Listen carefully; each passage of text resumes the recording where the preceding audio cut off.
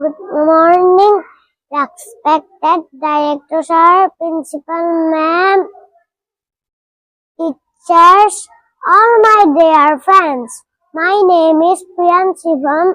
I read in class Balbatika 3. Today I am going to recite a poem. Poem name is Water. Nogar pralamding ahute. Kanor hilpi. Jubin Garke.